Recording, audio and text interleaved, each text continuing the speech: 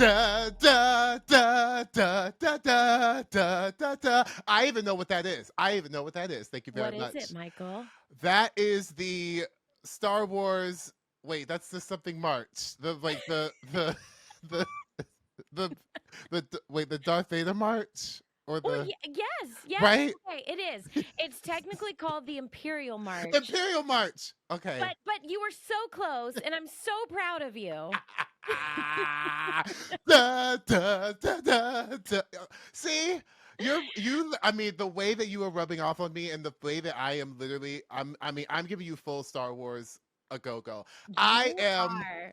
Thank you. I am. I am. I am Star Wars. I am Jar Jar. I am all of it. You are Jar Jar. Okay, well, I feel like we're gonna spoil things for you Okay. Okay. today, Okay. Let's go. Michael. Let's go. Let's go. Let's go. Okay, well, Sorry. let's get into it. Let's get into it.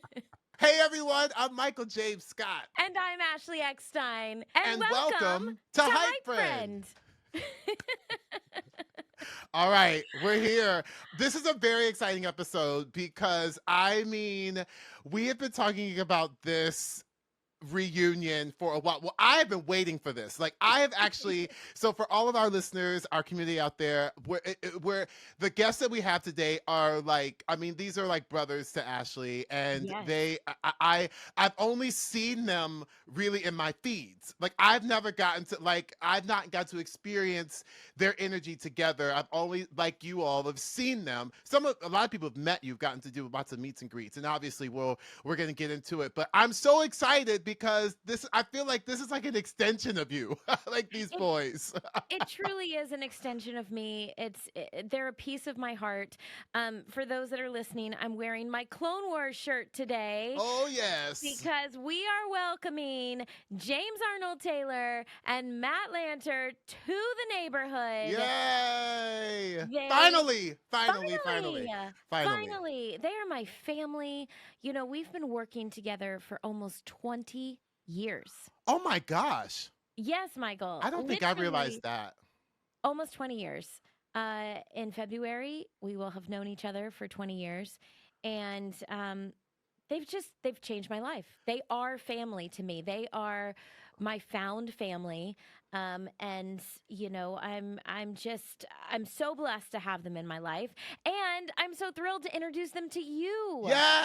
I'm Ah, so excited. yay! I can't wait. I'm so excited to meet your family Yes. and really, see because you light up when you talk about them, and it's fun to see y'all, together in your videos, together in any of the things that you all have done, press stuff, whatever. You light up, and you all just like y'all have this really really beautiful energy. So I'm excited to finally get to meet them, and it's an extension of your found family, which is just so cool. And you're introducing them to the neighborhood, which is really Yes. exciting. Yes. Well, Michael, so Yes. I started humming the Imperial March because Matt is the voice of Anakin Skywalker. Yes. Now I You do know this. know, you know what I'm getting at. Who is Anakin Skywalker? Oh Like God. like what is Anakin Skywalker's connection to the Imperial March? Oh God. I I feel like I'm ruining it for you. the way that I have started to sweat is like real. Um You know what? I'm not gonna say this because actually this is a bit of a spoiler, and I don't want to spoil it for you because literally when I find someone that hasn't seen Star Wars, I'm actually so excited for them because watching Star Wars for the first time is such a great thing. It's such a gift. And so I'm not going to say anything. I'm just going to say there is a connection between Anakin Skywalker and the Imperial March, and I'm very excited for you to find out. okay. Okay. Okay. Actually, Michael, I have to tell you, I was talking to one of my friends, and their feedback on our episode was that they really appreciated how vulnerable you got by admitting that you know nothing about Star Wars. Like they actually really appreciated you being honest and Oh my saying, gosh. "I haven't seen it." Well, that's So, that's very good. I was very worried because you have like the best fans and like the best, like, and so I was like, oh my god, Ashley's fans are gonna be like, what do you mean? But everyone's been so no. kind, and they've all been like, you got this. We can't wait for you to see Star Wars. Like, but I was like, oh my god, like I feel like I feel crazy, and I feel very sad and vulnerable that I'm saying this, but I have to just say it. But everyone's been very kind, so I appreciate all of you. Okay, so I have to tell you this because we are not in person, so we don't have some Ashley bakes. So we don't have any Oh, Ashley bakes. Ashley's baking. She's baking Ashley. So like I have not. oh, that's so good, so Michael. so we don't have it, but let me tell you something. You have inspired me, y'all, world, community. Ashley Eckstein has inspired me to try and bake. Okay, real quick. I'm gonna tell you this real What? quick. So What? so my husband and I, we have a very dear friend whose son is now has come to NYU for college, which is and it's his first year, which has been really really exciting. We've been like we are his uncles here in New York City, just like, oh my gosh, how's he doing? And his mom is in LA, and so she's just been like, oh please, take care of my baby. And we're like, of course we're gonna take care of your baby. Well, it was his birthday this past weekend. Yep. Oh. And so he actually stayed over. He stayed over, and the morning of his birthday, I was like, you know what? I'm gonna make him chocolate chip pancakes because he loves chocolate chip pancakes, gluten free. Whoa, you baked, Michael? Well, I tried to do it. I was so excited. When I tell you I was ready, I was like, this is it. Like, let's go, let's do it. I knew these pancakes were going to be over. Like, they were going to be fire, ready and like yummy and all the things. I it was such a fail on so many levels. Oh It was such a fail, so much so that I started to sweat. Like no. I told my husband, I was like, Jay, I can't, like literally like under my breath, like I was like, we can't do this, like we can't. And I was like, we have to go out, like we have to like do something. So we were literally preparing to like go. I was like, we can't. They were so lovely, like, and everyone was like, no, no, no, it's okay, it's okay. So it ended up we didn't have pancakes. I think I left the sausage in too long too. It was like a whole thing, and I'm a good cook. So we ended up I made some eggs. The eggs were amazing, and bacon and fruit, and Oh my we goodness. called it a day. But I will say you have inspired me to do some baking, and it wasn't that fierce, but it You almost. Yeah, tried. I tried. So you know, Oh my gosh. That deserves the microphone to come out. And I need to sing Michael Bakes.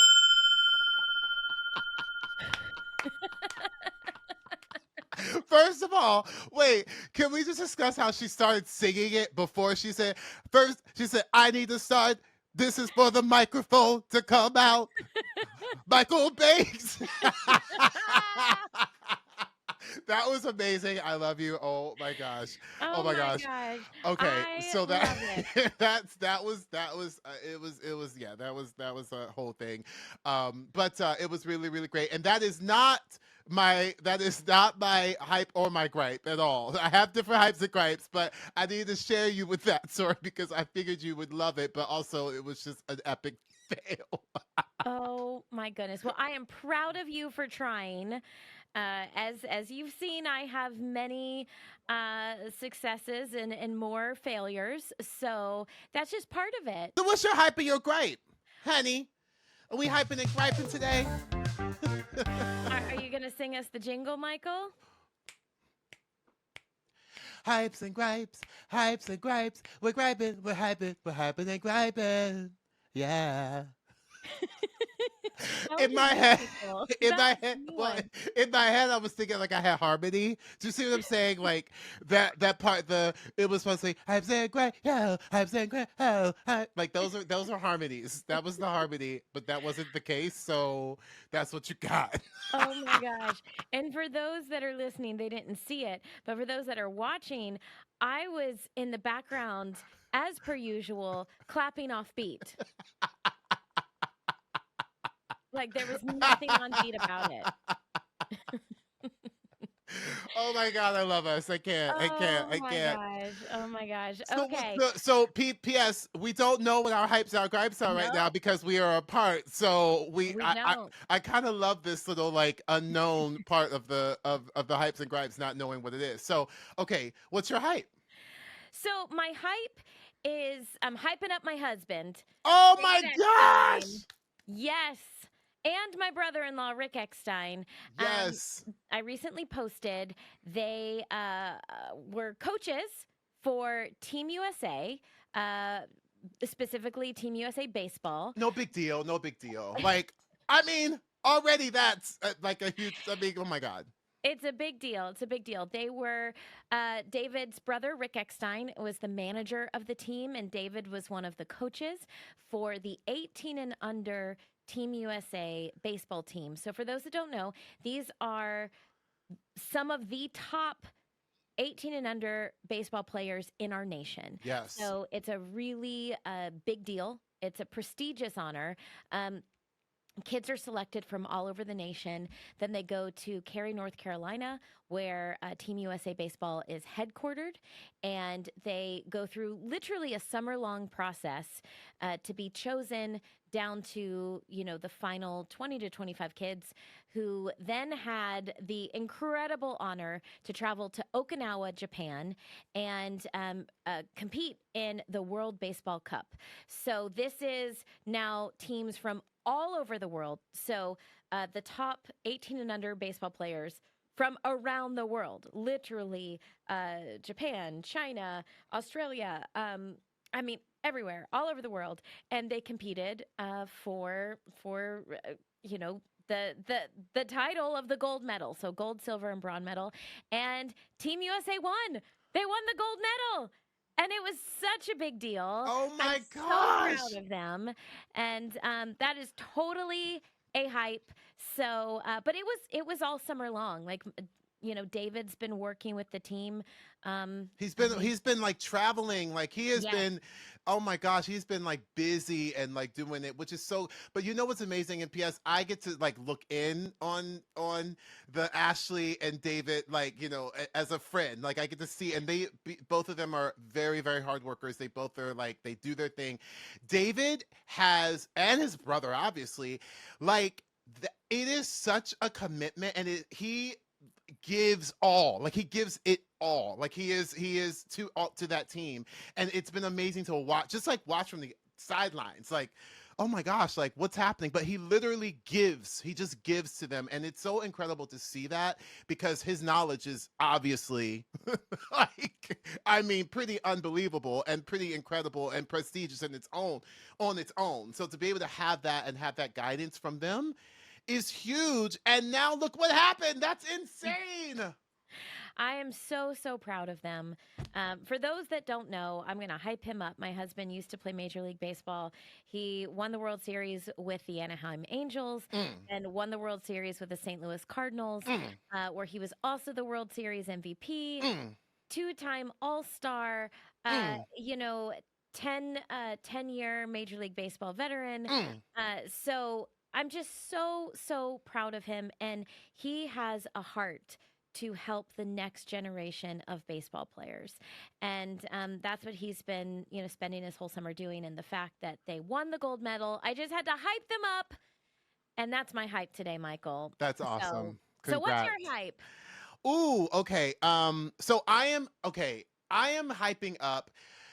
So we had an incredible week of audiences at Aladdin, and just sort of like just this energy of just amazing energy, and I'm hyping up our audiences because when an audience gives over to like and experience like a show, right? When you just like they give over to it and they are with you and you feel that energy. Like we feel the energy. I feel it in my dressing room and I'm 6 floors up. I feel it right away. I can hear it through the monitors and I'm like getting excited about getting on stage because you just feel that energy. That's exactly literally what it was this whole week. It was like, and I kept coming home to my husband being like, oh my God, the show was so great. It was just so great. It was so great.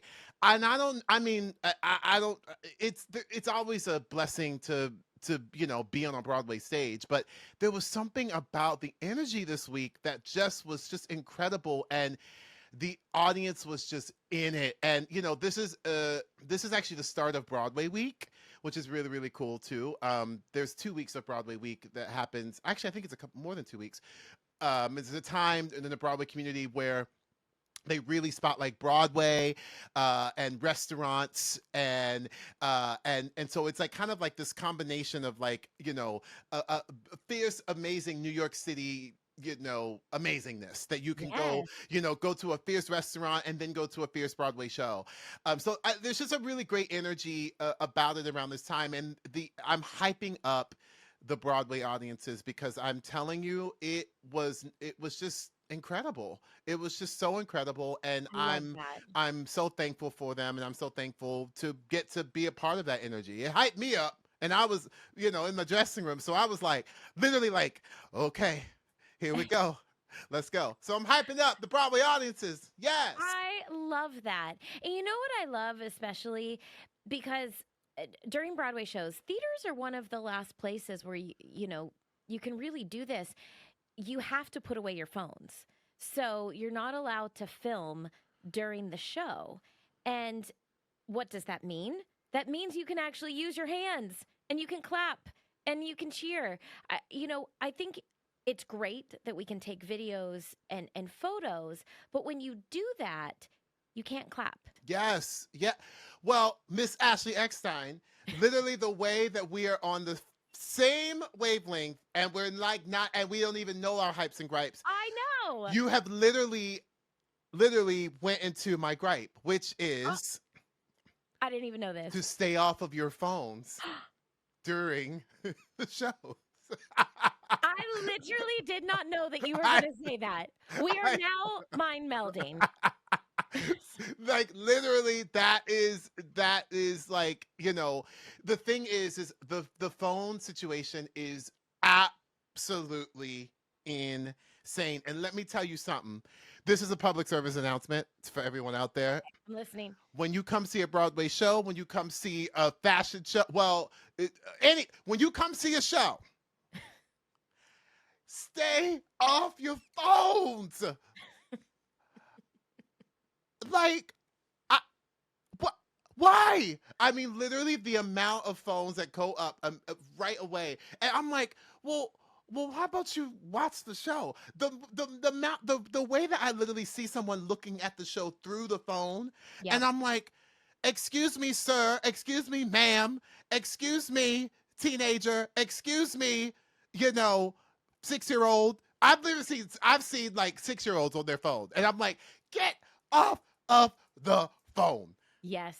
and take in the Yes. show. So I am constantly, when I tell you, I've actually, I mean, what happens is the audience don't realize is that we can see you, honey. We can see Yes. you all, and people don't really get that. And so I will actually make a gesture of like, stop, like, Yeah. stop. You know what I mean? And P.S. There is an announcement at the top of the show, which at Aladdin you hear the voice you hear is Michael James Scott. And it literally is my voice saying, welcome to the show. Now, please silence your phones and stay off your phones. There's no flash photography, no photography, none of that is, the thing. And then enjoy the show. There's a full announcement that happens at the top of the show, but people ain't listening to that. They still pulling out their phones. That's interesting because I thought that Broadway theaters were one of like the last places where I've been on accident. Sometimes I've forgotten. And it was actually at your concert, Michael, where I like put my phone up because I got so excited and I wanted to get video of you. And someone came and said, "Can you please put your phone down?" And, it was a great reminder of like, oh my gosh, yeah, I need to be present. But Yes. to your point, I, I, I remember this actually. I was at, your performance at Joey Fatone and Friends at Heat to the Beat Yes. at Epcot. And I did film a little bit because I wanted to hype you up on Instagram. But then I was filming, and let's be real, somebody was in front of me. My footage was terrible. Like literally the video that I was capturing was so bad. And I'm like, why am I doing this? Why am I filming this? I need to be present. And so I did. I put my phone away. And I'm like, I'm going to enjoy this moment. So next time you're filming something, ask yourself, like, do you really need that video footage? Because I have what, 30,000 photos and videos in my camera roll. Am I ever going to use it? Am I ever going to post it? No. Get what you need and then put your phone away, That because I mean, if I could go back and delete half the video and photos that I'm never going to use, I would. But yes, it would take yes. too long. I feel like people forgot how to behave after the pandemic. Like Yeah. there's because I think everyone was so excited, and I feel like the phones have become such a part of our day-to-day life and like all the things. So it's just it's just a part. It's a part of us, and I get it. I really do. I get it. But it's hard because it actually is distracting, not just for the people around you, but for also the people on stage. It can be pretty distracting. Yeah. So it's just it's just one of those things. And I will say, like, you know, I am still grateful for people coming. So I'm in the midst of it all. You know what I mean? Like I'm still like, thank you for coming to the show. Like, and I feel like there is an excitement still. And so I think that it's just that it's just it's a part of it's a part of it right now. And I think that I still am very grateful for you people coming to the show. But Michael, I think there could actually be a compromise because, you know, people can still take their photos when they get to the theater, be like, I'm here, show themselves in the lobby, show the merch, show their snacks. But then once the show starts, put your phone away. So you can still document the process a little bit, but then also be present and enjoy the show. No. Nope. No compromise. Nope. No, not at the Broadway show. Okay, I hear you. I hear you. I hear you. No, so here's what I will say. Yes, I absolutely agree. Like there are times for me, there's no compromise during the show. To put your Yeah, phones away, boom. I agree. But I totally hear what you're saying. I actually do. I think at the end of the show, during the curtain call, even like, but like you said, even before the show, like with your playbill, people are like, I'm here. Because here's the thing, social media is an amazing tool for, getting the word out. And that is a huge thing for Broadway, for not just Broadway, but for a lot of shows and artists and things. So I will say I'm being very dramatic and being ridiculous. I actually love it when it's out during the curtain call, and also when I see friends going to shows and they're like, oh my gosh, they're there, like that's really fun. And it is a fun energy to see the audience clapping, to see the actors bowing, like all that stuff, and you're taking in that energy. So I am being dramatic. I absolutely hear you. So that is my I hype and love my gripe. That is my hype and my gripe. I'm gonna get off my soapbox. Okay, but that is my hype and my gripe for today. What's your gripe? I love it, Michael. I love it. Well, okay. I had a moment this weekend Oh. that was very hard for me. I had the most beautiful family dinner, and You've been trying to, I know that your mom we yes, talked about this last episode. For those of you listeners out there, Ashley's Mama Tano, yes, like one of her sisters moved back here. So now the sisters are here. Like the family's in town. They've been trying to do family dinners on Sundays, right? yes, Okay. yes. So we had a beautiful family dinner, and then afterwards we went outside. I was playing with my nieces and nephew, um, and my young niece, Miss Clara, walked up with the jar of bubbles. And she was like, Bubbles, Bubbles. And of course, for those that don't know me, you don't know that I literally despise bubbles. So it's not just bubbles in my drink, which we have documented here, which is why, Michael and your husband Jeremy call me Angry Bubbles. But it's actual bubbles. Now, this has been documented on social media, but it took literally my sister and my mom says, "Oh, Clara, Aunt Ashley must really love you if she's about to play bubbles with you right now." And so I had to stand there and play bubbles in the middle of the wind. And the wind was blowing all the bubbles onto me. And it took every ounce of love that Aunt Ashley has for her nieces and nephews to stand there downwind of these bubbles and be covered in them. And so my gripe is just bubbles, but specifically bubble wands. So we've talked about this a little bit, but I don't think I've done a full gripe about bubble wands. And so here's the thing. I know that bubbles make people happy. I know that bubble wands make kids happy. But can we have some bubble wand etiquette? So this is a PSA for parents. Please be mindful of your child with their bubble wand and people around them, because it always happens to me. And maybe it's just like Murphy's Law. Maybe it's the law of the universe. I don't know what it is, but I am always that person in the park that gets trapped by your child's bubble wand. So they put their thumb down, like permanently down on the button. And then they just they go in their stroller. And then they have their bubble wand hanging out over the stroller.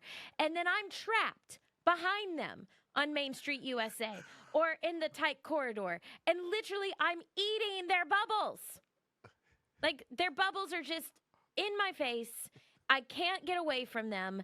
I'm just stuck. Like, be mindful of where your child's bubbles are going. Because I guarantee you they are going in my face. I mean, Michael, am I a bad person for this? Yes. Yes. I mean, I'm actually a really kind and positive person. Why do bubbles make me so angry? Girl, you are in full immersion therapy right now. That is what's happening. You were like fully in it. But I am obsessed with these monologues. These monologues, baby, are letting me have it. Angry Bubbles is in it. She is alive and well and thriving. You know what? Okay, people do ask me. They're like, "Why? Why do bubbles make you so angry?" So here's what I will say. I have always been this way ever since I've been a little kid. I don't like to be dirty. And so I feel like when I get covered in bubbles, it makes me like dirty, and people laugh at that because they're like, "But it's soap. How can soap make you dirty?" But soap makes you slimy and sticky. And I don't want to be slimy and sticky if I can't immediately wash it off. It's like gelatinous. It's gelatinous. I mean, here we go. See, I mean, oh my gosh, this hype and gripe. Woo, woo. This deserves like a. At the end of this hype and gripe segment, deserves like a. Some deep breaths. Boom, boom, boom. Hypes and gripes. We're griping and hyping. Hypes and gripes. Boom. All right. It's time for some good gossip. Ooh, the good gossip. Hey! Now Okay. that I've met Delilah, I know. I mean, obviously, now it's like it's done. Yes. All right. So I have some good gossip, and I I came across this awesome video online. I feel like my feed is like full of just like viral videos of like good acts, which I love. And I go down a full like scrolling. I'm like, oh my god, that's amazing, that's amazing, that's inspiring. I'm crying. Oh my god. So there was this beautiful viral video of these two women. They were in a cafe, and there was one of the women obviously looked like she was having a hard time and truly like there was her head was kind of down. I think she was probably maybe had been crying at a certain point. Another woman saw her and asked her, like walked over and asked her, you know do you need a hug? And you see her like shake her head, and they hug and they embrace, and literally you see the woman who was having a hard time like collapse in her Oh, arms. They have this a moment together that is just so beautiful and so touching on so many levels, and you can just feel the energy in this video. And then you see them laughing, you see them both crying at a certain point. It's like they go through all the emotions, and I just that was it was obviously she didn't know this woman. It was a stranger, and that it was just such a beautiful moment of letting guards down. And obviously this woman saw her and was touched by feeling the compassion for whatever this woman was going through. She had no idea what this woman was going through, and she went up and just said, do you need a hug? What do you need? And you just saw that embrace, and that touched my heart so much. It was just a beautiful moment. It's some good gossip to spread. so Michael, it's so crazy because we didn't talk about this, but the very same thing happened to me. And I was, Really? yes, yes, it's you know, and it was a moment I will never forget. It's truly a core memory for me, and I was the woman that was crying. Um, you know, I've never really shared this story publicly, actually, um, but some people might not realize, but I actually sold her universe. Mm. It was a wonderful thing. It was a wonderful thing. I sold it at the end of 2016 to the Hot Topic company. And it was a really great thing for her universe. It was something I was very happy about. To carry the company to the next stage. Yeah. Um, but the act of selling the company was one of the hardest things I've ever done in my life. Mm. It was about a year and a half process, and it was it was horrible at times. I mean, there's no other way to describe it. It was so hard, um, and there was one day where I thought the the deal had completely fallen apart. And not only uh, did I think the deal was falling apart, but because of it, I thought her universe was done. Now, for those that don't know, Her Universe is a company that I started, and it is a fandom fashion company. So we do, clothing. It started out just for female fans, and now it's for everyone. But we do clothing for, properties like Star Wars and Marvel and Disney, Her Universe was my baby. I don't have kids, and Her Universe truly became my baby. And so I was very, very broken when this was happening. And also, mind you, when you're going through the process of selling a company, it's actually top secret. There's all sorts of NDAs involved, non disclosure agreements. And so there's very few people that you can talk to about it. And so when this happened, I was by myself. I was in California where our offices were. My husband was back in Florida. His dad was really sick. And so he was with his family. My family was also in Florida. So I was by myself in California, and I was literally broken. And I'll never forget. I was just out running errands, and I I just broke down. I just broke down and I started sobbing. Like not only sobbing, but like almost heaving, like to the point where I could barely stand up. And I remember I was in this very public place and I tried to hide. You know, I really didn't want people to see me. But I remember seeing this woman that like kept walking by and I would like turn myself away. And she kept walking by. And finally, she just came up to me. And just like the video that you just described, she just hugged me. And Mm.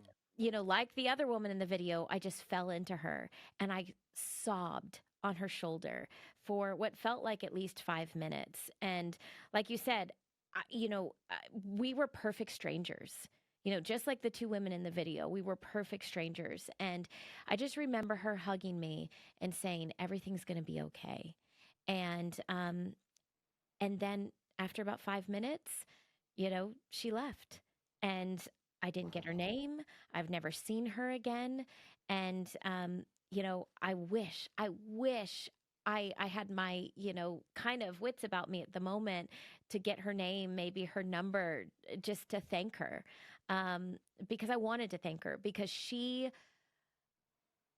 I mean, this sounds like a big statement to say, but she changed my life at that moment. She gave me the love Yeah. that I needed when I needed it. And so, to whoever that woman was, thank you. But I love that you shared Wow. that story. I didn't know you were going to share that story, but the same thing happened to me, and her kindness helped me when I was completely broken.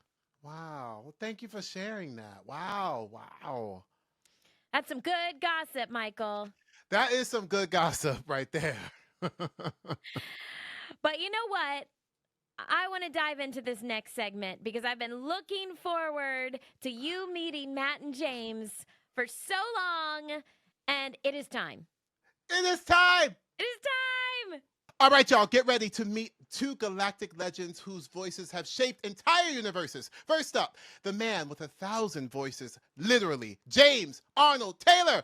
From voicing Obi-Wan Kenobi in Star Wars, The Clone Wars, to bringing life to iconic characters like Ratchet from Ratchet and Clank and Titus from Final Fantasy X, James has a vocal range so versatile it could give a chameleon an identity crisis. Ha! And joining him, the one and only Matt Lanter, the voice behind Anakin Skywalker in the Clone Wars, the charming lead in Timeless, a superhero in DC's Justice League, and he made our hearts throb in 90210. He's the guy who can save the galaxy, stop time, and still make it to the recording booth on time. Two iconic talents, countless unforgettable characters, and maybe even to settle once and for all, who has the better Jedi hair? Hype friend community, please welcome James Arnold Taylor and Matt Lanter! Yay! Oh my gosh. Yay! Whoa! What an intro. That was the best intro ever. Michael knows how to hype. Before we start, I need to check my hair. Just hang on a second. No, All right, good. Matt, it looks great. Okay, oh my gosh, Matt and James, I cannot tell you. First of all, it is so exciting to meet finally the trio of trios who I have seen. You know, we've all seen them on our feeds. We've seen them at conventions. We've seen them in this booth. We've seen them in press. To see y'all together is just so awesome. And as I said to Ashley, she lights up when she talks about her boys, James and Matt. So it is such an honor to have y'all here with us and to finally meet y'all and be in the same room for all of this amazing friendship fierceness. So thank y'all for being here. And Well- I'm so excited to meet y'all. Gosh, well, likewise, though, because this is great. Ashley's worlds are coming together now. Yes, Because yes. she talks about you when she's with us and then back and forth. See, look at that. So, Ashley, you have really wonderful friends. That's all I can say. Oh, And I've got an hour's worth of hype notes for Ashley that I'm just going to read. I can give you an hour's worth of why we can hype her up. Michael, I'm so honored to meet you and be in the room with you. And Yeah. we got to call out. I'm wearing HypeFriend Team Tano over I here. know. Yes. Because, you know, Tano. my girl created an empire here, no pun intended, and, you know, I got to represent. Well, And I'm Matt. not. Oh, it's okay, James. We know that you love us. But I should tell both of you Michael has never seen Star Wars. And we established at the beginning of the episode that that Michael doesn't yet know Okay. about Anakin Skywalker. Yeah. Oh. So Well, he's a good we can't Jedi. spoil it. He's a good Jedi. One of my best friends, Jason Kennedy, has never seen Star Wars either. Really? No, and I keep wanting to just send him a bunch of like Star Wars just clothing, Star Wars stuff for his kids, because he's never seen it. And I really want them to. Well, this is great because I get to make an announcement then here too. I've never seen Star Wars either. These scripts have never made sense to me. We're doing Star Trek things, right? Star Trek? You guys are talking about Star Wars? Yeah, I've never. Star Search. We're doing Star Search. Star Search. I know Star Search. Yeah. I watched that as a kid. I've got my microphone ready. Nice. So can I ask you all, because I'm dying to know, like, what was it like when you all first met, and like, was it in the studio? Were you auditioning? Were you like, where did this first meeting happen? Like, bring us back. Tell us what happened. Like, how did this go down? Oh my goodness. Wow. Well, Ashley and I, we share this story when we're at Comic Cons. I was cast late into Star Wars, so these guys were working together for quite a while. And when I finally got cast and I came into the booth to record with Ashley for the first time, yeah, I guess Ashley, you can probably say it better, but David kind of hammered into your head that this Anakin Ahsoka relationship was brother sister, nothing more. And she made sure to let me know when I walked in that door that there was nothing going on outside of a brother sister relationship. So that was my first time. I was scared of her when I left. Literally, I didn't fully remember this, but Matt did, and it came out one time at a Comic-Con where he shared this story.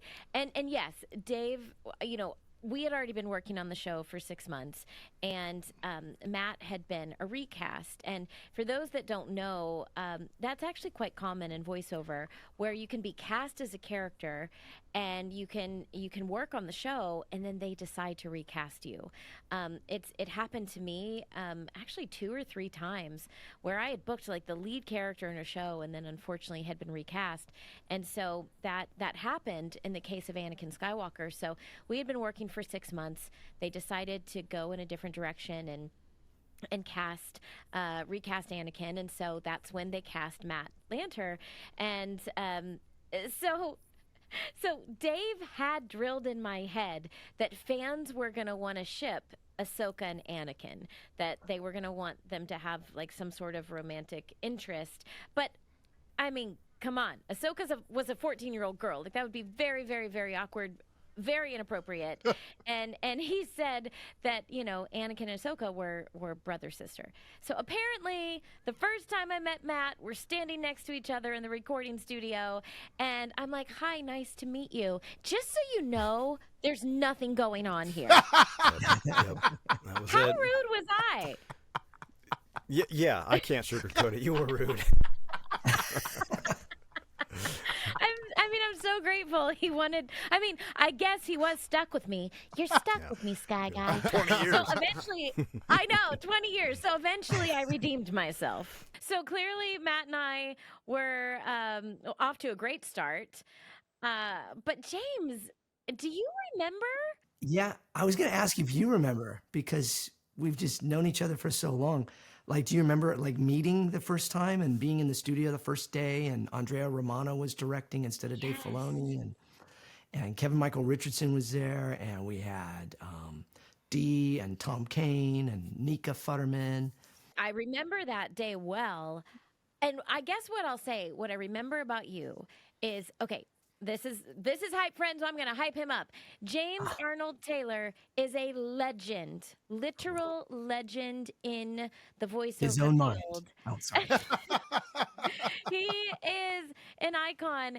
And so, I was a mere Padawan. Ahsoka was my first big voiceover job. And I walked into a room of legends, and James was one of them.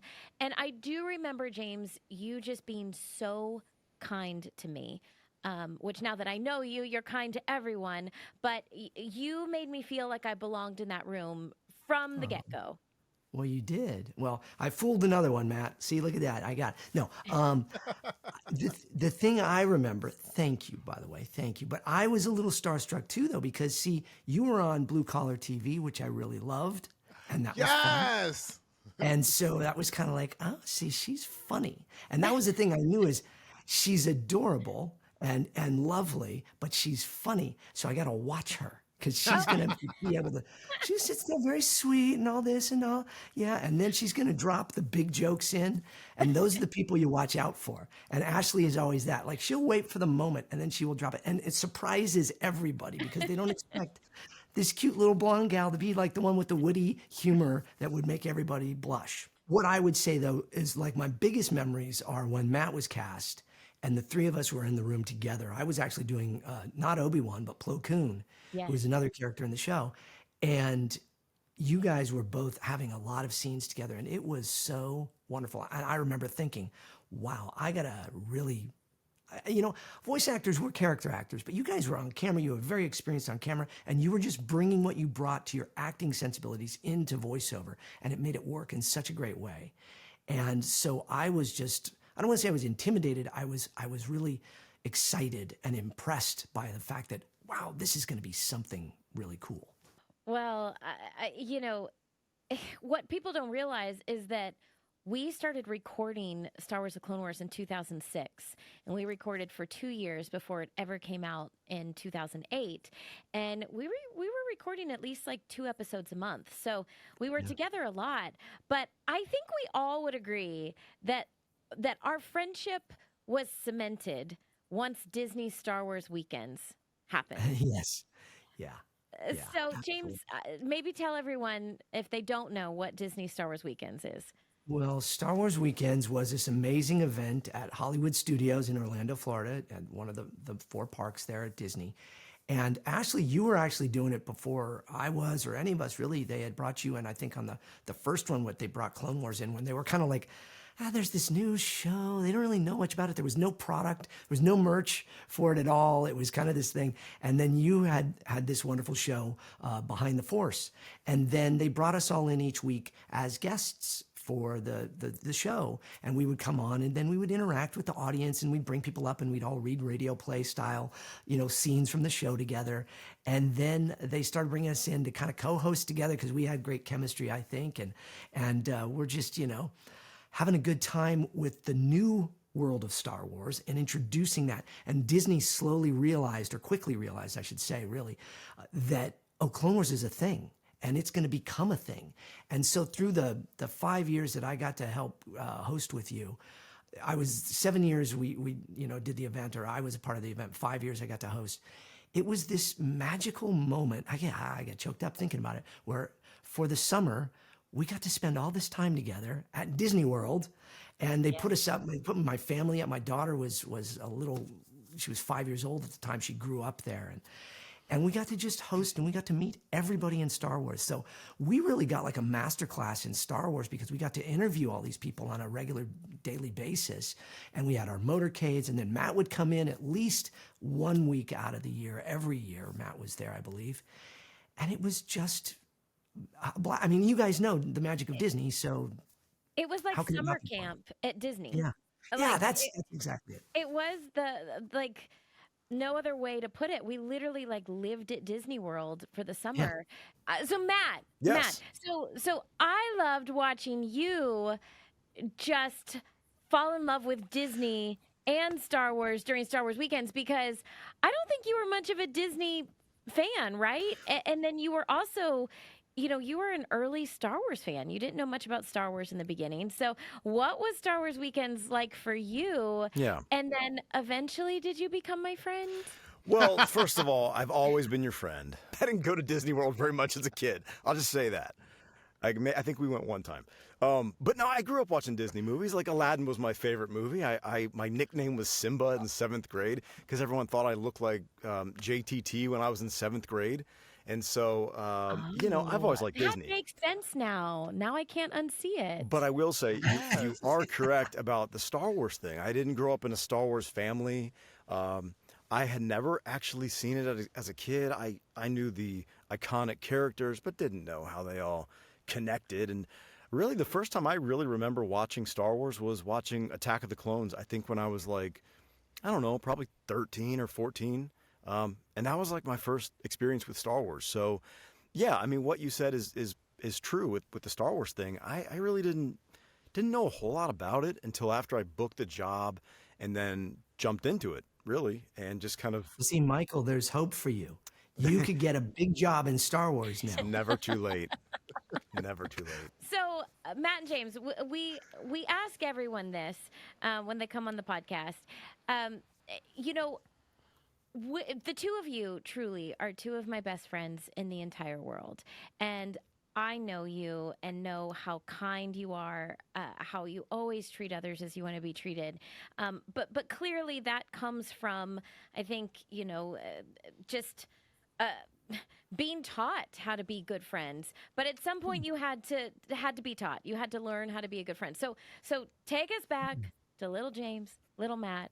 When did you learn how to be such good friends? Well, to be clear, I'm still little James, but Well, we all called you that behind your back. I didn't know you knew. yeah, I know. Ashley, you weren't supposed to say anything. Yeah, Matt, I don't know. I mean, you're much younger than me, so we'll let you go first. Sure. We'll do a youngest to oldest. I don't know. I suppose, maybe my parents raised me right. I certainly think that my faith brings in who I am today, and just really it's just being kind and loving others and respecting others, and being humble and being grateful for what I've been given every day. It's not something that, and especially in our industry, we all know it. Like, it really can be taken away any day, and I don't know. I guess I just consider myself blessed and grateful to be able to do what I do and maybe provide for my family while I'm doing it. And, with Star Wars in particular, it's like, you guys know this. We help make so many people happy. We're a part of this machine. We call it a machine, but it's a machine that people just love with all their hearts and all their passion. And, we're a part of that. And how can you not be just joyful when you have those things as a part of your core? Now, James, I want to hear your answer, because you are also one of the kindest, and best of friends to everyone in your life. So where did that come from?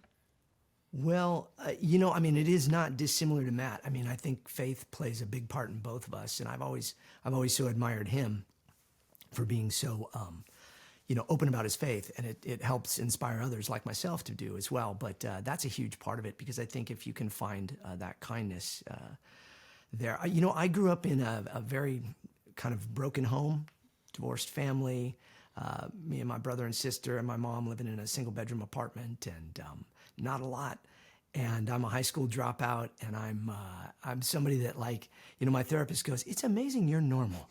But I think it's because there's that grace that has just been implanted in us, and you if you are willing to take it and say, okay, I want to do the best, because you experience things in life and then you go, I want to treat people differently than I maybe was treated myself, or I want to give people opportunities that I didn't get. And so I was also so inspired by, movies and TV. I was what they call a latchkey kid. So I wore a little key around my neck with a string on it, and I got home and I would, go in, lock the door, and then I would sit, and the television was my babysitter. And so the fact that kids come up to us now and they say, I was so inspired, Clone Wars really got me through. My brother and sister and I, we were going through, our parents were getting a divorce and this was tough, but Clone Wars brought us together. Or my dad and I had this time and now he's gone, or, whatever it is. And you just go, the fact that we're a part of that, the gratitude that pours in. And then the other part I would say is I give it to my amazing wife, Allison. We've been married 34 years, and she's the most stable, normal person I know. And she's a complete introvert, and I'm a complete extrovert. And so she keeps me grounded in that and reminds me of, just the beauty of humanity. So I just think about, when I meet somebody, how would I want to be treated? And, I think that I get a great example of it by the two of you because, Ashley will spend so much time with people at the show, and we give her a bad time. We joke about it, but it's because she cares so deeply. She remembers everybody's name. She remembers when she saw them last. She remembers the outfit they were wearing. And and then every time somebody would come up, she'd be like, "You're beautiful. Look how beautiful you are." Or "You look fantastic." And she means that. And so I'm inspired by these two people because they remind me when I come in and I'm maybe having a day where I'm not feeling beautiful or lovely or fun.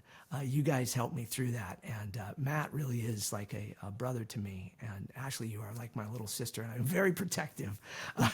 Like when we are at shows and people will kind of like, try to grab her and get, "Oh, can we do it?" We're like, hey, we gotta get going over here, and stuff. But that also comes from Star Wars weekends where we were out there with the public, and that's our job, and it's wonderful. But sometimes people want to grab and take hold of more than they can, and Ashley will give until the end. And so sometimes I try to be the protective older brother, like, okay, we're gonna go over here now, because she's got to eat, and she won't eat if we don't tell her That's to. true. So That's true. That is true. Wow. I love this. It's y'all literally are like traveling the country like as hype friends together, which has been so cool over these years. Like you literally have been across the country, across the world, doing events and getting to be together as hype friends, which is just such a cool thing because there's such history with y'all, and it's also so easy. Like watching it, as an outsider, when you watch, like you see all, you're like, "Oh my God, like what a crew, like that's this, like, yes, like you want to hang, like," and it's so easy. It's like really, really beautiful. Over time, obviously, you all have you've gotten so comfortable with each other, know each other so well, and all of that. What would you say? How do you keep that sort of honesty, that openness through these years, with each other, the ups and the downs, traveling, being away from your spouses, like all those things. There's a lot that goes into that, especially with work, because you all have made work, also your family. Like it's also become part of your family. So I would be curious, because so many people have work friends that I kind of feel like it's like a separate thing. But what it feels like with y'all is that it has become, it's like blurred the lines of true friendship, like, real like brother sisterhood friendship. How has that been? Why do you think that is the case for you all? Because I feel like that's not the case for everyone. And I feel like people can be inspired by y'all's real friendship because of that connect. I don't know. I think, I can't answer this without saying the same for myself. I would like to think of myself as a good person. I think we're good people, and I think we obviously genuinely enjoy each other. I think a lot of our values and morals, somewhat align. I think that we're all grateful to be in the position we are. I think we all realize that even 20 years later. I think that we all realize that.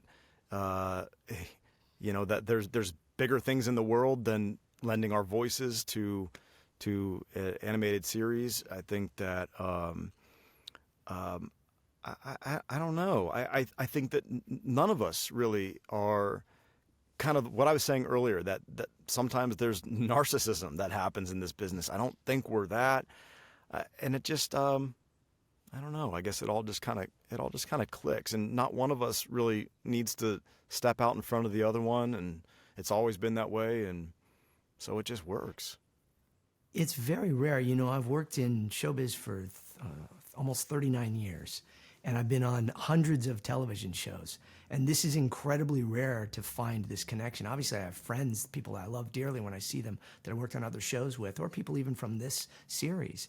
But, the three of us, I don't know. It just, as Matt says, there's a dynamic there, but there's just also a little grace that came in and said, these are people that are your family. You can't, your family isn't always by the blood. Obviously my daughter is adopted, so I'm like the biggest advocate for that as well. It's just family is what you make of it. And we've spent so much time together, but we also were incredibly honest. There's been times where we had to just be really honest with each other about other people and stuff. And Ashley is wonderful at that, and pulling me aside and being able to say, oh, do you know this, that, or the other? No, okay. And then we talk things out, you know, and Matt and I, we talk things out. And then the three of us get together and we talk things out about stuff. And we watch out for each other because we know that it's just best intentions are really there. And so I'm just beyond blessed to be friends with. I think too is we're so fortunate that we've had so much time. I was just going to together. say that. I was just going to say all those things that we said are true, but now we have history. Yes. Yeah. Yes. I mean, you know, starting with the beginning with when we first started, I mean, we've literally watched James's daughter grow up. Yeah. You know, I think there's a picture somewhere, James, of Lydia sitting in my lap when she's a toddler at a session. You know, James was the first of us to have some allergies and some, you know, health issues that he was dealing with in the beginning. And then, you know, we'd go to certain restaurants just so James could eat. We've been with him on his health journey. Then I had Oh, my my own goodness. health journey. Then Matt got married and we You all were went at to my his wedding, wedding. yeah. Yeah. Yeah. And My then you know, gosh. Matt's first child, you know, McKinley was born. And, you know, we've been through so many chapters of each other's lives. And when you have that kind of history with each other, it bonds you. It changes you. And it also, you know, it makes you realize how valuable those relationships are, Yeah. because we talk about it here, Matt and James, that friendship is a practice. You have to put the work in. And you know, you two are so valuable in my life. I want to put the work in because I treasure our relationship. And I'm grateful that we've had so much time together. Yeah, I mean, Yeah. when you You think know, about it, not just across this industry, which that's even crazier, but in just life in general, anybody out there, how many people can you say that you still have friends in your life that you had in your life 20 years ago? Not that many. Right. Like friends kind of come and go unless they're, you know, solid and they're there. It's kind of just rare. What's inspiring about this is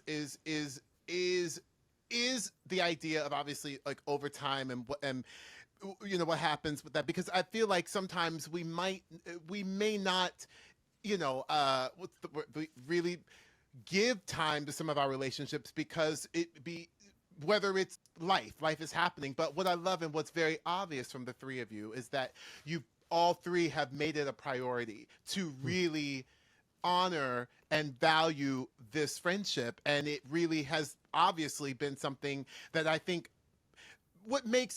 people, you know, your fans as well as people who, you know, who get to meet you and see you, but they see that authenticity. They see that thing. And I feel like at a convention, or whatever it is, whether it's in the Star Wars world, whether it's a convention, like the blurred line of it being like you three being like good people, I feel like that's also one of the reasons people have drawn to y'all, is because of this authentic friendship that has really been put out, and not that you all are trying to put out, it literally has come out because that's the way it authentically is. So Yeah. I really believe that people have responded to that on so many levels, and it's only been something that just seems to be getting more and more big, that is inspiring, truly. Well, thank you, but I will say you can't fake it. Like, No. you can try, but that's where we go back to the word genuine. You can't fake being genuine. And, you know, Matt and James, for better or for worse, you know, I have to give them credit, because when I just said, hey, stand over there and just dance. And then we started these silly dance videos, and then they kind of, Yes. you know, just stuck. But we genuinely have fun together. Yes. So yeah, I mean, Matt, James, how did you genuinely want to still be my friend after everything I've put you through? It's fun. We love watching the Ashley parade of life. How could It we is- not? How could we not? Yeah. I love that, the Ashley parade of life. I've Yes. got so much respect for the both, and I think that's part of it too. Is I just respect both of these guys so much Likewise. for so many reasons. Like James is a mentor to me in so many different ways, like a big brother, truly. You know, like the other night, I had anxiety, and James and I talked about it. And he was like, "Man, you should have called me." And I'm like, "It's 2 a.m." He's like, "Yeah, I know. You should have called me. I would have came down to your room and, you know, whatever, just sat with you." You know, and then and Ashley, man, I just respect her so much. Ashley, I respect you so much. But what you've done with the you know, the platform that we were given a long time ago, and what you did with it, and how much change and like progress that you've, you know, given women with her universe, and just everything that you give back to the community, it really is impressive. So, And it's also, you know, if I could jump on that, Matt, where we all are right now, even with doing the shows and stuff, Ashley, had you not done her universe and all that stuff, even Star Wars weekends and where we are now wouldn't be where it is. You know, it's kind of like, I think we all agree, without Clone Wars, Star Wars would not probably be in the place that it's at. But without Ashley, our hype friends here, but also our relationships and where we've taken our lives and our careers and our families, wouldn't be the same. It wouldn't be there. And I truly mean that. Now, I have not seen Star Wars, as we all we know. We've said it. I know. I understand. But I am curious from you all, what are some of your favorite episodes, like that you all have, you know, that have happened over the years? And there have been so many over the years. There are some that just stand out to you all, and that are some of your favorites. Yeah, I think the three of us all really agree that the Mortis arc there's these, you know, the arcs are there. So multiple stories, multiple episodes creating one arc storyline. The Mortis ones were very important to Star Wars. They were very different and weird, but it was also a real bonding time, I think, for the three of us, right? I mean, I don't know. We were already tight, but then something about that moment in time made us all even closer. And we just joked in ways that, you know, we broke barriers with each other and just had fun behind the scenes of that episode. So or those episodes. I don't know what you guys think to tag on to what you're saying, James, that maybe the reason for that is those episodes were highly emotional. And, you know, in order to be true to the character and try to give your best performance, you need to open up and feel emotion. And I think anytime that you are open around other people and you're willing to show your emotion and wear your heart on your sleeve, some walls come down and some vulnerability is there, and maybe that has something to do with it too, as to why, you know, maybe from that point on, it's just you know, we're a little more, I don't know, able to put the walls down in our personal life as well, because we had to do it for our characters, and we're all together in the same booth trying to create this vulnerable thing, you know, in Star Wars, but in turn we had to all be vulnerable together in the booth as Matt, Ashley, and James. That's actually so true. And one thing I really want to point out, especially with HypeFriend, is, you know, Matt and James, one thing we talk about here is the importance of in-person connection. And we would not have the relationship that we have today if we didn't record the episodes in person. And, you know, we were so fortunate to do group records, to do cast records. And so the majority of the episodes we recorded right next to each other in the studio. And in between the scenes when we were recording, you know, we were just talking. And we were sharing stories about life. We were sharing, you know, the ups, the downs. I mean, literally, whatever was going on in our life is what we were talking about in the studio. And specifically when it comes to the Mortis arc, you're right, James. That arc was so pivotal, I think, for all of us. And it's not just the story that we liked, but one of my other vivid memories in the studio was with James, and it was during that arc. I was having a really hard time recording and finding the voice for Dark Side Ahsoka. So, sorry, Michael, spoiler, but this isn't going to mean anything to you. I was like, come on, Dark Side Ahsoka. Yeah. I know. Out of context, you're going to be like, what?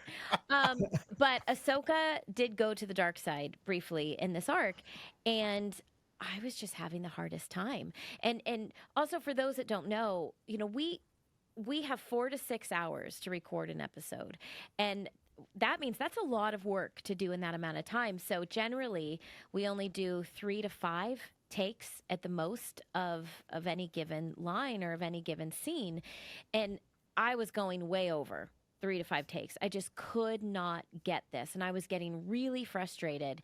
And so we paused, and even Dave Filoni, like, he wasn't able to give me the directing to get me, to find Dark Side Ahsoka. And so we had paused, and James walked over, and he just said, "Hey, what about trying it like this?" And he, just immensely helped me in that moment. And then I was able to get it right away. But without James really knowing me, really seeing me, and really helping me, I wouldn't have got that scene. And so, yeah, you're right, James. That was such a pivotal moment for the three of us. And I think that's why we remember it. You say you don't always remember all the parts in the studio too, and I'm the same, but those ones, I remember everything. Like, we were laughing together. We were and we were feeling, and then, like, as Matt said, we had emotional things, because I had you are my brother, Anakin, and you had the Vader stuff. And then Ahsoka had I'm giving it all away, Michael. And then, Dark Side Ahsoka. And there was all and then Qui-Gon's in there, and Obi-Wan's talking. So it's like, it was the whole of our careers in Star Wars kind of mashed up into this one weird little Twilight Zone arc of stories. Okay, I want to take it back to HypeFriend for a minute, and I'm going to put a twist on a question that we ask everyone. So we ask everyone, what does being a hype friend mean to you? So I do want to ask you each that question, but also I feel like I've gotten a front row seat into watching the two of you become dads. Because James, Lydia was just a baby, when we met, and I literally got to watch you, just learn how to be a dad, and Matt, you're also in this early chapter of being a dad. You just had a baby boy. Congratulations! Thank you. Yay! 2 weeks ago, we just went this morning for his little second checkup, and everything is good. Yay! Yes. Yay! So, okay. What does being a hype friend mean to you, and how are you teaching your younglings how to be a hype friend? Oh my! Well, my daughter is 20 now, but yeah, I literally we adopted her from China, and we got back, and 3 days later, I was in the studio for my first auditions for Clone Wars, because I was on the original Clone Wars animated 2D animated thing, and that was the first time I met Dave Filoni. It was like a couple days back from China with my daughter. So Lydia has been a part of this throughout the whole thing, and she's an amazing extroverted, very very extroverted young gal, and she's very focused on her life and what she wants to do now, and we're going into new chapters where now she's about to get her own apartment and such, and so yeah, being a hype friend. But the thing I appreciate is all of you guys have been wonderful aunts and uncles and friends to her. And she knows that she could pick up the phone and call any of you at any point in time. And I think that that's just from, again, the fact that we've all been so close and made those bonds. But yeah, it is, it's hard to sometimes be a hype friend to your kid when they don't want to listen to you. But that's the trick here. And that's what we learn from each other, and we get advice from each other. And so that's what I love about it. But I don't know. I hope I'm a good hype friend to my family as well. But I know that I have great hype friends here. Oh, you absolutely do. You are always hyping not only us up, but your family, and we look up to you on how to treat others. So that's because I'm old. Matt, what about you? I think a hype friend, I think it's very different. A hype friend, here as adults versus how to teach that to a kid. I think here in this group as adults, a hype friend, to me means just someone who's always got your back, pretty much no matter what. And if you're out of line, that hype friend needs to try to get you back in line, because that's an honest hype friend. I think that. All right. Yeah. I think hype friends probably sometimes believe more in you than you believe in yourself. Yes. Angela my wife is one of my biggest hype friends. She talks me up, and I literally say, like, why do you tell people that? Because I can't live up to that. And she's like, you are that. And I'm like, I'm not. So she's one of my biggest hype friends. How do I teach that in my kids? Well, my daughter's 7, and obviously, my son is 2 weeks old. So with my daughter, less about being a hype friend, but just try to be a friend and make friends. I encourage her all the time. It's almost like she's 7 now, so she's starting to get that fear of talking to people, whereas maybe 3 years ago it was just like, "Hi, how you doing? You want to play?" But now it's a little bit like, "Well, I don't know her, Daddy. I don't." And so for me, that's like, ask her what her name is. Ask him his name, and I forgot what his name is. That's okay. Ask him again. Just talk. Mm-hmm. And I find that if you're just honest and you have like open dialogue, even as an adult, if I forget someone's name, if I'm not too embarrassed, I might just say, "I'm so sorry. I forgot your name," but and I think people are open and receptive to that and respect that. Because it's just you being honest and reaching out and say, like, let's have a dialogue. "I'm so sorry, I forgot your name, but if you'd remind me what your name is, I'd like to know your name." James. Yeah. James. So, that's what I'm encouraging her with right now is just put yourself out there a little bit, because you never know when you might meet a great friend. Yes. I love that. I love that. That's so awesome. Well, it's a lot to learn. It's a lot to be inspired by. As I say, I keep using the word inspiring because it really is wonderful to see when friends are open like this, and the history that you have. That it is an open and a vulnerability that you have to take to sort of go along this journey and really feel that, because when you look into it, it actually makes you kind of be like, "Oh my gosh, do I have people like that in my life?" Like you really you ask yourself that question. I feel like when you see a bond like this, or when you even on your feeds and you just see y'all dancing and you're like, do I have that kind of a crew? It's really fun to sort of see that. And if you don't, maybe it inspires you to be like, let's just go dance together. Do you know what I mean? Like that to me is so beautiful, and it's such an inspiring thing, because we're really watching people who are truly authentic, literally authentically in a corner dancing, and like that is awesome. Like that's such a beautiful thing, and that for me, that's inspiring to me. That makes me want to be like, well, where's my Matt James at? You know what I mean? Like where they at? Like where's my Ashley at? Come on, let's do it. And I love that, and I really feel like people see that and they really feel that because of the history and the authenticity that you all keep talking about. It's inspiring. Yeah. Okay, so I'm going to do something right now. For those listening, you're not going to be able to watch it, but we're going to play some royalty-free music, and here's how our dance videos actually happen. So there's no music in the background. So what I do is I just tell them, I'm like, okay, go stand over there and just dance. So literally there's no music, and we just dance, and then I pick the song after based upon what I think matches with the dancing. Which is never matches. Never matches, but it's just so silly. No, that's not ridiculous. a knock on Ashley's music choice. It's a knock on our dance moves, is what it is. But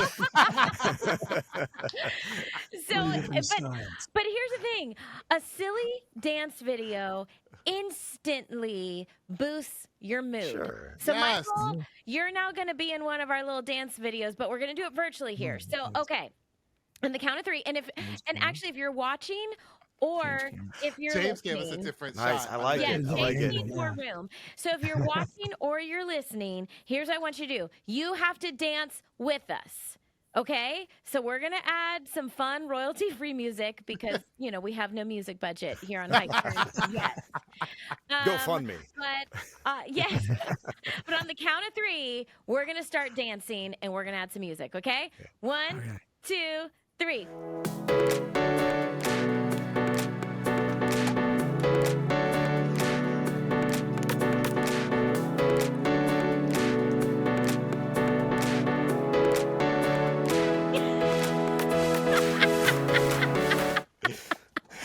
Oh my gosh. But see, we're going to add music and it's going to be great. I will leave us with this. Part of, I think, what bonded us too is in the studio, you have to leave any ounce of pride inhibitions out of the studio, because we have to stand right in front of a microphone. And I mean, we have to imagine that we're in the middle of battle but we can't move our mouth away from the microphone. So I would always like have a pencil, and I would pretend that that lightsaber was my pencil, and I would look absolutely ridiculous. And here I am in front of this entire room of people feeling absolutely ridiculous. But when you act that way, it instantly bonds you because, you know, you can't be embarrassed. Yeah. You have to just let your guard down. Matt, see, I notice with you, you are a master at like letting your guard down and just being all sorts of different wacky characters because we would play different characters. I mean, I don't know if you've seen Vampires Suck, but I was on a big movie screen with wearing nothing but a disco ball near my crotch. So, so there's that. I guess I know what I'm watching this weekend. There's that. You know, and if you can do that, and by the way, I was not in a studio by myself. I was literally with a crowd of 150 extras, like pointing and laughing, because that's the scene, and I literally. That's I was amazing. Like, it's disco time. I have to say, we are all very protective of each other. It's almost like at this point we have an unspoken language. We literally could finish each other's sentences. We kind of know kind of what we're all thinking. But going back to, we're very protective of each other. And at a Comic-Con, someone came up and it was literally like one of like the last questions. And somebody said, Matt, what does it feel like to be in one of the worst movies of all time with Vampires Suck? Yeah. And I was so angry because first of all, it's not one of the worst movies of all time. I love the parody movies as well. But you know what? You moved to LA as a model and you built a very, very successful career as an actor. And I'm so proud of you. And to be a working actor and starring in films. And so I piped up and I was like, actually, you know what? Matt was a working actor in Hollywood, which is a very hard thing to do. And to be starring in your own movie, I don't care what it is. That is a huge hype.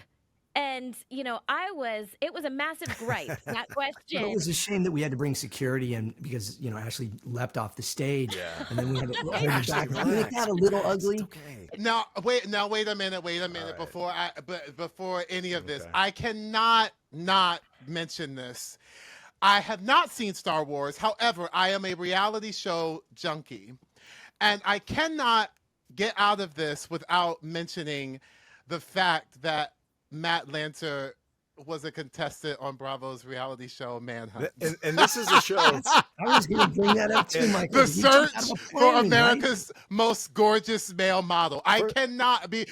I'm sorry. I mean, the disco ball just brought it to me. I mean, everything is kind of just brought it to light. So I could not mention that Right. moment because that is a very, for me on this panel, it's an important situation to bring up. So when you've been on a screen in front of people with the disco ball, and you've also been strapped to a guy wearing nothing but briefs and combat boots at 30,000 feet, there's just not much pride left, honestly. Like, it's just not in there anymore, so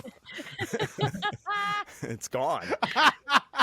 Oh my God. I'm my like, God, you know, I'm Oh my on this gosh. guy's back or something. Like I'm strapped to him, like I can't move. Like, Oh my God. because you got to go tandem when you skydive.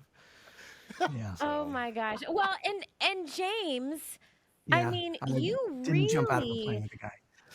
no, you haven't, but you voice so many different characters, and you have to truly just be vulnerable and let your guard down and be silly.